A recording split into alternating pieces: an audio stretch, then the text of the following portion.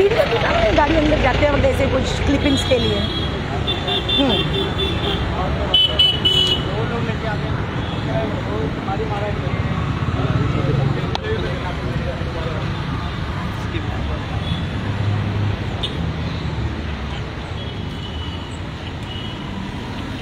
नमस्कार दोस्तों, शाखा नौ न्यूज़ में आपका स्वागत है। मैं खुशी नायक। आज फिर से हम एक ऐसा मुद्दा लेके आए हैं सामने जिसको सुनने की बहुत ज़्यादा ज़रूरत है। दोस्तों, आज मैं बोल सकती हूँ कि मुझ में फिर एक बार हॉस्पिटल को लेकर गुस्सा है। पत्रकार हूँ लेकिन इंसान भी हूँ, ये सबसे आगे है। लेकिन इंसानियत जब देखते हैं हॉस्पिटल के नाम पर तो ये हम कह सकते हैं कि मर चुकी है। आज हम खड़े हैं कांदिवली में, कांदिवली शताब्दी अस्पताल के बाहर। आप देख सकते हैं कांदिवली शताब्दी अस्पताल के बाहर हम यहाँ पर मौजूद है और यहाँ पर एक व्यक्ति है जो दवाई के लिए आया था और बोल रहा था कि मुझे एडमिट करो, मुझे एडमिशन की ज़रूरत है, मेरी तबीयत बहुत ज़्यादा खराब है। लेकिन दोस्तों, उसको एडमिट नहीं किया गया। इसके वजह से उसकी बाहर जो है हॉस्पिटल के गेट के बाजू में ही उसकी मौत हो गई। एडमिट ना करने की वजह से तड़प के वो जो बंदा है, जो आदमी है, उसकी मौत हो गई। और इसीलिए आज शाखा नौ की टीम यहाँ पर मौजूद है और यहाँ पर पूरी जानकारी आपको देने जा रही है। ये वीडियो जो है मैं चाहूँगी कि सबसे ज़्यादा शेयर हो। इसकी वजह ये है कि कोई भी हॉस्पिटल हो, चाहे वो बीएमसी हो या प्राइवेट हो, वो किसी भी मरीज के साथ में ऐसा जो व्यवहार है वो ना कर सके। आइए सबसे पहले हम जानना चाहेंगे कि शाखा नौ से जिन्होंने संपर्क किया है इसको लेकर और पुलिस में जिन्होंने कंप्लेंट की है वो क्या कहना चाहेंगे इस बारे में। आप आपका नाम बताइएगा। मेरा नाम अफजल खान है। इत्तेफाक से मैं हमारे पड़ोस में एक बच्चा रहता था जो 5 साल का था, वो ज़्यादा सीरियस था। उसको मैं आज ट्रीटमेंट के लिए यहाँ पे लेके आया था, भर्ती करने के लिए। तो जैसे मैंने यहाँ गेट पे एंट्री मारा और ये अपना इमरजेंसी वार्ड में जैसा जाने लगा तो यहाँ राइट साइड में एक बंदा पड़ा हुआ तड़प रहा था। तो एक औरत वहाँ पे खड़ी थी। तो मैं बोला ये कौन है, आपका रिलेटिव है? तो बोलती नहीं, इसका कोई रिलेटिव नहीं है, अभी इस बंदे को अंदर से बाहर किया गया है। मैं बोला क्या वजह है? तो बोलते दवा लेने आया था, दवा उसको मिला था। लेकिन आज यहाँ हॉस्पिटल के कर्मचारियों ने जो उसके साथ बिहेव किया है उसको यहाँ तक घसीटा गया, अंदर से घसीट के बाहर किया गया था। अगर जो यहाँ का टीवी कैमरा का जो चेक किया जाए तो आपको मालूम पड़ जाएगा कि उसको घसीटा गया है या नहीं घसीटा गया है। और उसके बाद वो आदमी चिल्ला रहा था, तड़प रहा था, उसका मुंह सूखा हुआ था, वाइट फेस उसके मुंह से ऐसा लग रहा था मतलब जैसा खाया पिया नहीं होता आदमी, ऐसा उसका मुंह था। तो उसके बाद मैंने क्या बोला, आप दवा ले लिए? तो बोलते हाँ मैंने 2 दवा लिया है। उसके बाद मैंने पानी मंगाया, बिस्किट मंगाया। उसके बाद उसने पानी पिया, पानी पी रहा है तो अंदर जाने के बाद बाहर आ रहा है, उसकी ये हालत थी। उसके बाद मैं हॉस्पिटल में वापस चला गया। मेरा बच्चा जो था उसको मैं एडमिट करा के जब करीब पौना घंटे के बाद बाहर आया, करीब 1 बजे, तो यहाँ पे देखा पुलिस वाले कुछ खड़े थे। तो मैं देखा वही आदमी मरा पड़ा है। तो पुलिस वाले से मैं बोला क्या हुआ भाई? बोलते अभी ये आदमी जा चुका हुआ। अच्छा, उसके बाद फिर मैंने पुलिस के साथ में मैं गया, कांदिवली पुलिस चौकी सामने है, यहाँ पे मैं गया। वहाँ के PSI खलनेकर साहब करके हैं, उनसे मैं मिला और यहाँ के सीनियर साहब उनसे भी मैंने मिला और यहाँ का सब वाकया बताया। और यहाँ के आमदार योगेश सागर साहब को भी मैंने बताया और यहाँ के जितने सबको मैंने अवगत कराया। उसके बाद मैंने मैडम को भी बुलाया और जो आज ये हरकत यहाँ देखने को मिला, मैं इतना जानता हूँ कोई भी इंसान होता बर्दाश्त नहीं कर सकता था। आदमी तड़प रहा है हॉस्पिटल में आके, वो कहने का एक मिसाल है कि आदमी पानी के पास आके प्यासा मर जाए, वो हिसाब हुआ है। ठीक है, आप उस बंदे को पहचानते थे, आदमी को पहचानते थे? मैं बिल्कुल नहीं पहचानता था। मेरी एक इंसानियत थी जो वहाँ पे मैंने खड़ा हुआ। ऐसे पता चला है कल उनको आप रात को लेके आए थे, तो आप आपका नाम बताइए और कल क्या हुआ था ये बताइए। कल उनके शरीर में दर्द था, जो यहाँ पे थोड़ा सूजन आ गया था। बोले कि मेरे को दर्द हो रहा है। फिर मैं बोले मेरे को दवा ले आओ। मैं आया लेके हॉस्पिटल से दवा लिया, ले गए। बोले कि ऐसा सर क्या हुआ? तो बोले कि ऐसा है, मेरे एक्सरे करना पड़ेगा, कल दिन में आना। बोले कितने बजे? 10 बजे के बाद। मेरे पास से 10 बजे के बाद रिक्शा में बैठ के आए हैं और उसके बाद यहाँ आया तो उनका अंतकाल हो गया। आपका नाम? धनंजय। उनका नाम क्या था? गिरधारी। पूरा नाम? गिरधारी जायसवाल। गिरधारी जायसवाल। आपने ये सुना कि कल रात को ये उनको लेके आए थे, आज सुबह ये नहीं थे उनके साथ में, आज सुबह वो अकेले आए थे क्योंकि उनको ज्यादा तकलीफ हो रही थी, इसलिए शायद वो किसी को बुला नहीं पाए और वो खुद चले आए। अब मैं जानना चाहूंगी यहाँ पर जो लोग हैं उनके साथ के ही है ये सब जो लोग हैं अभी आए हैं, ये नहीं है कि वो उनके पीछे कोई नहीं था, बोल सकते हैं कि परिवार वाले यहाँ पर मौजूद नहीं थे, लेकिन हाँ आस पड़ोस के जो लोग थे वो यहाँ पर मौजूद थे। तो आइए हम जानना चाहेंगे इनसे, आपका नाम बताइए। मेरा नाम विशाल दुबे है।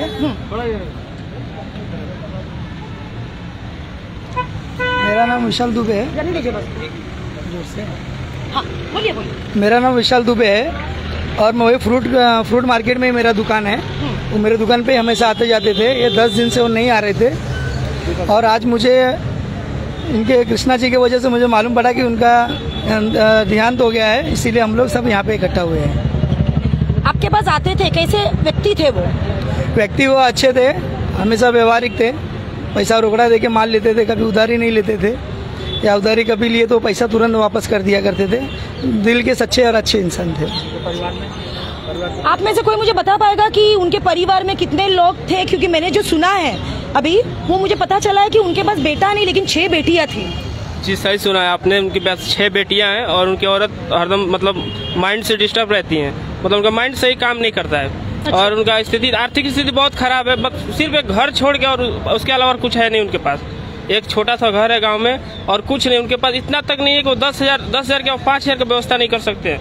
गांव में उनका घर कहाँ पर है? उनका गांव में घर मतलब गोरखपुर देवरिया जिला के रहने वाले हैं, उत्तर प्रदेश के, और उनका घर की स्थिति इतना खराब है कि अब हम बोल ही नहीं सकते। मतलब गांव में सबसे समझ लो आर्थिक स्थिति उनकी ही खराब है और मैं क्या उसके आगे बोलूँ। हॉस्पिटल वाले गलत ही किए जो किए, ऐसा नहीं करना चाहिए। आप लोगों को पता चला है कि यहाँ पर जो हुआ है अब उनके साथ में, अब जो इनका क्रियाक्रम है वो कौन करेगा, इसके बारे में कुछ सोचा है आपने? जी अब उनका क्रियाक्रम हम लोग यही करेंगे और गांव वाले ही मिलके करेंगे, सब गांव वाले इकट्ठा हो रहे हैं। हाँ, मुंबई में ही करेंगे क्योंकि गांव भी जाएंगे तो उनका कोई कर नहीं पाएगा, कोई आगे पीछे उनके है नहीं। उनकी एज क्या है इसके बारे में बता सकते हैं? एज उनका लगभग 45 से 50 साल के बीच में ही होगा। 45 से 50? हाँ, 45 से 50 के बीच में। यहाँ पे किसके साथ में रहते थे?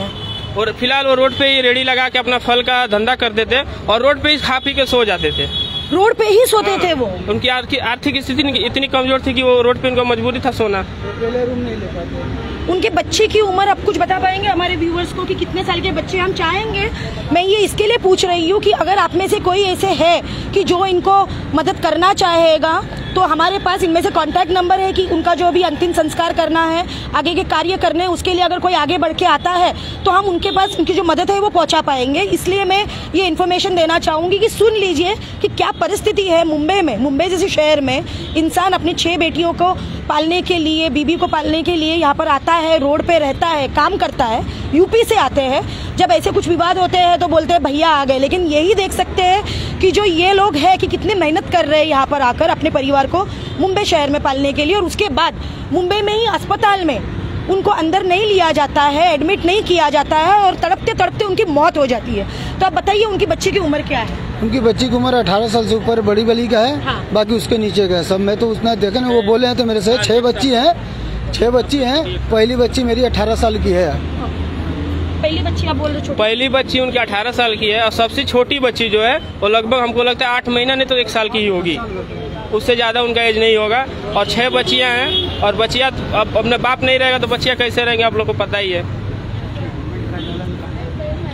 आप लोगों को कुछ पता है उनकी ट्रीटमेंट इसके पहले कभी कुछ हुई थी उनको, ऐसे कुछ दिक्कत पहले? ऐसे तो पहले कोई दिक्कत नहीं था उनको, इसके पहले कोई दिक्कत नहीं था। वो रोज आते थे। कभी उन्होंने बताया भी नहीं हमको।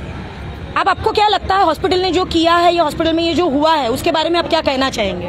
ऐसा तो नहीं होना चाहिए, हॉस्पिटल में जो किया बहुत गलत किया है, ऐसा कभी किसी के साथ नहीं करना चाहिए। अगर ऐसा किया तो उन लोगों के भी साथ कभी हो सकता है, भगवान उन लोगों के साथ करेंगे ऐसा। हमारे साथ में पिछले 1 घंटे से जो जुड़े हैं उनसे भी हम चर्चा करना चाहेंगे।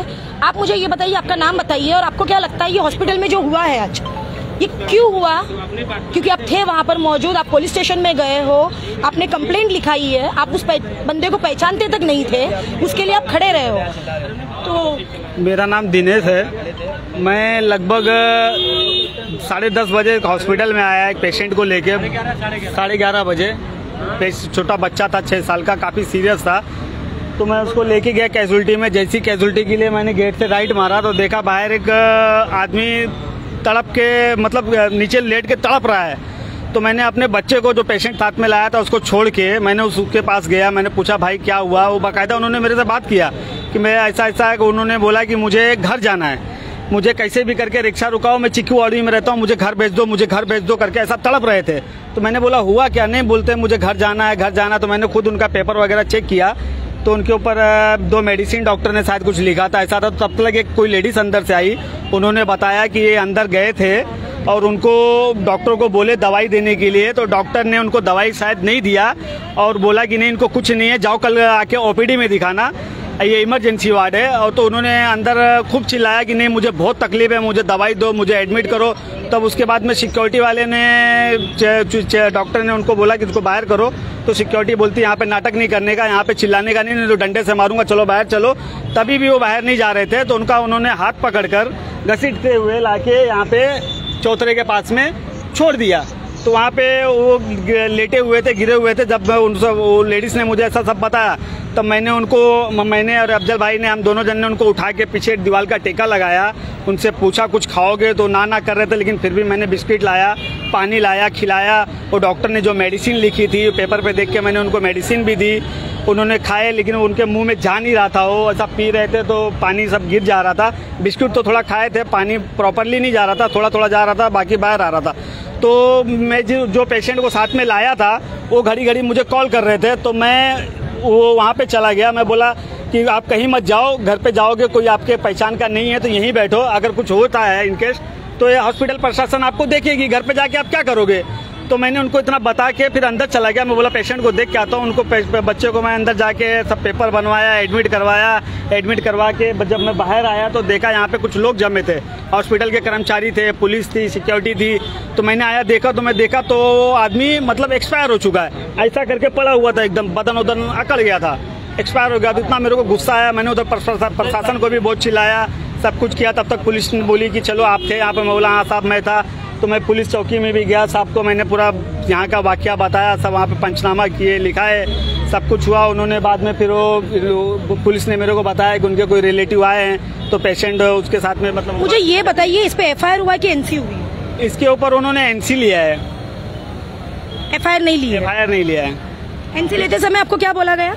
मेरे को बोला गया सर, मेरे को बोला गया कि चलो आप आगे कुछ अगर आपकी जरूरत पड़ेगी तो हम बुलाएंगे। मेरे को उसको एक सिक्योरिटी वाले को यहाँ से वो लेके भी गए थे पुलिस ने, तो उनको वहाँ के सीनियर साहब ने बहुत फटकार भी लगाया, बोला अगर ऐसा कुछ हुआ जो इन्होंने बयान दिया है, अगर सीसीटीवी में ऐसा कुछ आया तो तुम्हारे ऊपर फिर खैर नहीं करके, ऐसा सीनियर साहब ने इनको यहाँ के प्रशासन को ऐसा उन्होंने वार्निंग दिया है। और फिर हमको भी भेज दिए, बोले कि आगे। इसका मतलब अब सीसीटीवी फुटेज देखेगी पुलिस? हाँ पुलिस ने बोला सीसीटीवी फुटेज चेक करेगी। आप लोग इसका जो आगे है वो पूछताछ करने वाले हैं कि यहाँ पे जो ये है ये खत्म हो जाएगा? नहीं मैडम, इसका तो पूछताछ करने वाले हैं, ये अभी खत्म नहीं होना चाहिए क्योंकि यहाँ के प्रशासन की, यहाँ पे डॉक्टरों की बहुत लापरवाही है। यहाँ पे इनकेस अगर कुछ डॉक्टर को हो जाता है तो डॉक्टर मतलब उनके ऊपर रिलेटिव के ऊपर एफआईआर होता है, केस होता है। आज डॉक्टर की लापरवाही से पेशेंट की जान चली गई तो उसका क्या है? पेशेंट को भी न्याय मिलना चाहिए। अगर वो अकेला आता है, नहीं है उनके पास कोई, अगर वो बीमार है तो अकेला आता है। अगर इसके अंदर इतने सरकारी हॉस्पिटल पैसा तो लेते नहीं है तो इनके से किसी भी कर्मचारी को लगा। अभी जो उस वक्त यहाँ पर मौजूद थे जिसने देखा था कि जो आदमी है वो तड़प रहा था, उनसे बात करेंगे कि कैसे हुआ था, क्योंकि इन्होंने देखा था और इनका पेशेंट जो है वो अंदर है। लेकिन उसके बाद अभी ये खाना देने गए थे, फिर से आए हैं। ऐसे ही जब कोई लोग आगे आएंगे, बताएंगे, आगे बढ़ेंगे तो ही न्याय मिलेगा। अब आपका नाम बताइए और क्या हुआ था आपने बताया वो बताइए। मेरा नाम मोहम्मद इरफान खान है। मैं अपने भतीजे को लाया था एडमिट करने। वो बेचारा आदमी एकदम तड़प रहा था, बेहाल था। वो अंदर कैसे भी तड़पते तड़पते अंदर डॉक्टर के पास पहुंच गया था। फिर भी उधर से उन लोग डांट के उसको भगा रहे थे, वो नहीं भागा तो उसको 3 गार्ड मिलके पकड़ के घसीट के लाए, बाहर फेंक दिए। अब बाहर क्या हुआ वो मेरे को नहीं मालूम। फिर बाद में भाई बताया कि वो खत्म हो चुका है। 3 गार्ड जो आपने देखे, आप उनको पहचान सकते हैं? वो अभी अंदर रहते हैं, हम लोग के सामने हुआ। आप भी थे? हाँ, आप बताइए क्या हुआ, इनसे भी पूछूंगी, आप बताइए। हाँ, मेरे सामने हुआ। उन्होंने क्या बोला कि बाहर जाओ, बाम्बू से लोग बोला बाहर निकल जाओ, तो उतने में वो जा नहीं रहे तो उनको है ना खींच के लेके आया, तो भी रिटर्न गए, रिटर्न चले गए। मैं बोला अंकल ऐसा मत करो, चलो अब बैठो बोला। उधर ही बिठाया था उनको, तो वहाँ से भी बाहर यहाँ पे लेके आए उनको। तो मैं वो सिक्योरिटी वाले तो बोले पुलिस कंप्लेंट करेगा, अंदर डालूंगा, ये करूंगा वो करूंगा। सिक्योरिटी वाले ने बोला पुलिस कंप्लेंट करूंगा, उसको बोले। तो बाद में फिर वो यहाँ आके बैठे, तो ये भाई ने कुछ बिस्किट और पानी कुछ लेके आया। बाद में फिर भूख लगा। आपको क्या लगता है कि उस आदमी को एडमिशन की जरूरत थी कि नहीं थी? उसकी जरूरत थी, आपको लगता है? हाँ, और उसके ऊपर मतलब उसके उससे कार्रवाई चालू करना ही चाहिए कोई भी हाथ में। डॉक्टर को नहीं लगा उसको जरूरत थी, लेकिन आम आदमी जितने यहाँ पे खड़े हैं सबको लगा, जिन्होंने देखा कि उसको जरूरत थी। हम लोग लाइन पे होने के बावजूद भी हम बोले पहले आप चले जाओ। अच्छा, इमरजेंसी है, एकदम तड़प रहे हो। अच्छा, आप वहाँ लाइन में? हाँ, तड़प रहे। देखिए ये लाइन में थे, आप सुन रहे, ये जो है ये लाइन में थे, उसके बावजूद इन्होंने बोला, आप भी थे वहाँ पर? नहीं, उन्होंने बोला इसके बावजूद कि आप उनको अंदर ले लो, वो तड़प रहा है, उसको बहुत तकलीफ हो रही है, उसको एडमिशन की जरूरत है। लेकिन डॉक्टर ने बोला नहीं, इसको एडमिशन की जरूरत नहीं है। उसकी वजह यह है कि इसके साथ में कोई नहीं है, इसके परिजन नहीं है, ये अकेला है, जिसके पीछे कोई नहीं है, उसको बचाकर हम क्या करेंगे, ये साफ दिखाई दे रहा है। अगर कोई होता, इनको चिल्लाता, तो ये उसको एडमिशन लेते, उसको वहाँ पर बेड देते, उपलब्ध करवाते, सुविधा देते। लेकिन जिसके पीछे कोई नहीं है, उसको बीएमसी से सुविधा नहीं मिलती है। भ्रष्टाचार की बात करते करोड़ों की, लेकिन यहाँ पे तो इंसान के साथ में ही भ्रष्टाचार जो है वो चल रहा है, उसकी मौत हो रही है, और उसके बाद में भी यहाँ पर जो है उसके ऊपर एफआईआर नहीं हो रही है। अब ये पूरा वीडियो एंड करने के पहले मैं एक बात कहना चाहूंगी, ये आप जरूर सुनिएगा, और मैं चाहूंगी कि जितने लोग यहाँ पर हैं वो वीडियो को इतना शेयर कीजिएगा कि ये जो गूंज है ये सब तक जाए, और ये जो परिवार की बच्चियां हैं, जो 6 बच्चियां हैं, उनकी जो मुझे सुनाई दे रही, जो छोटी 1 साल की है और बड़ी जो 18 साल की जिसकी शादी नहीं हुई है, उन तो कुछ तो मदद पहुंचे। और ऐसे जो डॉक्टर्स हैं जो यहाँ पर जो पढ़ लिख कर आते हैं, इनको अगर हम जाकर, कोई भी आम इंसान अगर जाता है इनके ऊपर इनको मारता है या गाली देता है या कुछ तोड़ फोड़ करता है, तो उसके ऊपर तुरंत एफआईआर होती है, उसके ऊपर कलम लगते हैं, उसके ऊपर चार्जेस लगते हैं, उसके ऊपर धाराएं लगती है। क्यों? क्योंकि ये डॉक्टर्स लाखों खर्चा कर उस पद तक जाते हैं, और जब वो पुलिस स्टेशन में जाते हैं तो उनके पास एक पेपर होता है कि ये धाराएं लगने वाली है। लेकिन जब यही कंप्लेंट लेकर यहाँ पे जो अफजल भाई है, दिनेश भाई है, ये वहाँ पर पहुँचते हैं, तो इनको कहा जाता है आपको एनसी देंगे। सामने वाले को चिल्लाया जाता है कि अगले बार ऐसे कुछ करना नहीं, हम सीसीटीवी देख लेंगे। लेकिन क्या ये सच में सीसीटीवी देखेंगे? क्या इसके ऊपर कार्रवाई होगी? ये सोचने वाली है। आम इंसान अगर मरता है डॉक्टर की वजह से, तो क्या डॉक्टर के ऊपर एफआईआर होगी? ये देखने वाली बात है। और इसकी जो जानकारी है हम आगे आपको देंगे कि इसका जो क्रियाक्रम है वो कैसे होता है, इनका जो आगे का जो प्रोसीजर कैसे होता है। अगर कोई आगे आके इनकी मदद करता है, चाहे वो नेता है, क्योंकि यहाँ पर जो लोग हमारे साथ में हैं, इन्होंने कहा है कि हमने योगेश सागर से इसके बारे में बात की है, जो यहाँ के एमएलए है, तो हो सकता है कि वो भी कुछ मदद करे, इनकी तरफ से भी जो है उनको कुछ मदद मिले, किसी के ऊपर उसका बोझ ना आए कि ये आदमी अकेला है और वो महसूस ना हो। तो इसकी भी जो है पूरी जानकारी हम रखेंगे, और ये भी देखना चाहेंगे अगर पोस्टमार्टम होता है तो इनकी डेथ की वजह क्या है।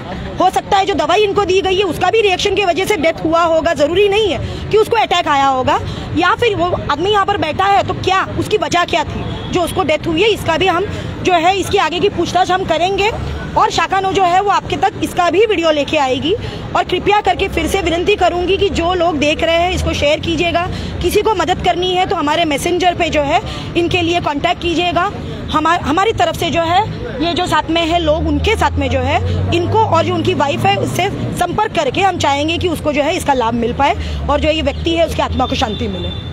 हमारे साथ में जुड़ने के लिए धन्यवाद। मैं खुशी नायक, रवि नायक के साथ शाखानो न्यूज़।